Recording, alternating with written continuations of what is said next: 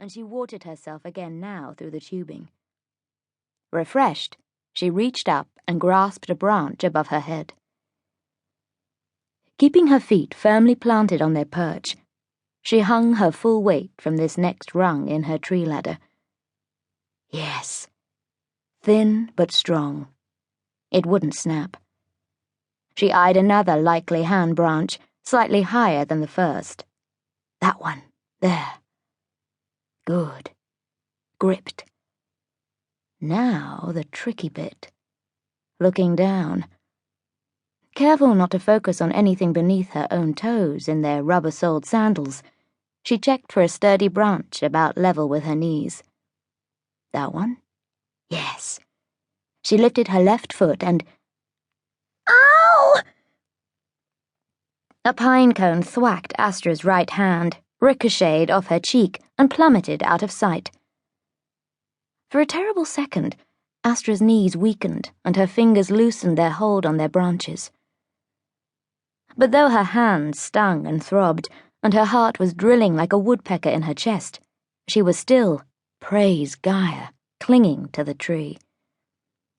Breathing hard, Astra withdrew her left foot to safety and clamped her arms around the trunk.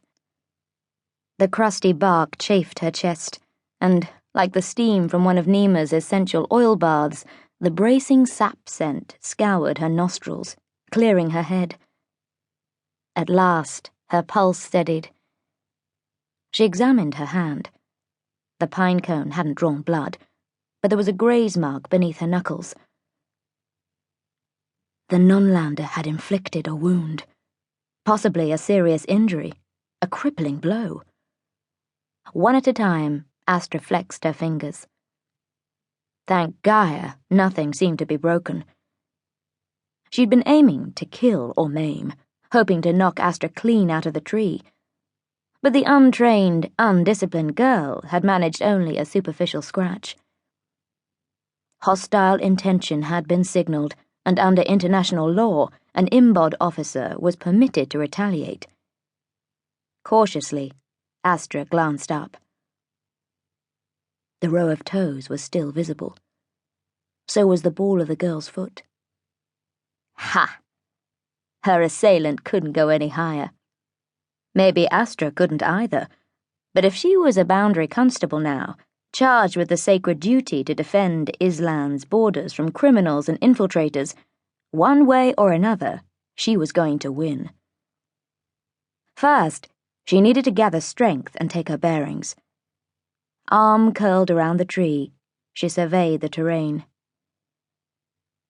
Her face was taking a direct hit of sun because she saw now, for the first time ever, she'd climbed above the forest canopy. Below her, a turbulent ocean charged down the steep mountain slope. Pools of bright spring foliage swirling between the jagged waves of pine until, as if all the forest's colors were crashing together on a distant shore, the tide plunged over the escarpment into a gash of charred black trunks and emerald new growth. The firegrounds were a slowly healing wound, a bristling reminder of Gaia's pain. At the sight of them splayed out for acres beneath her, Astra's breath snagged in her throat.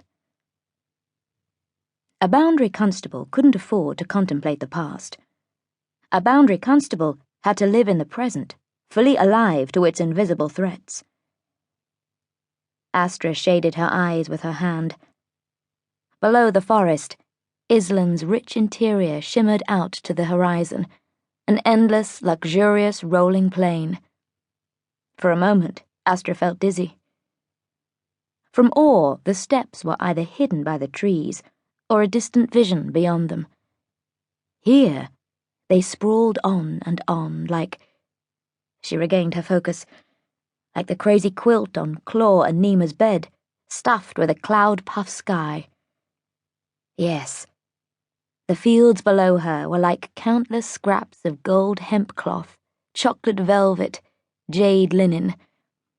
Fancy dress remnants stitched together with sparkling rivers and canals, and embroidered with clusters of homes and farms, the many communities that worked the steppes' detoxified soil.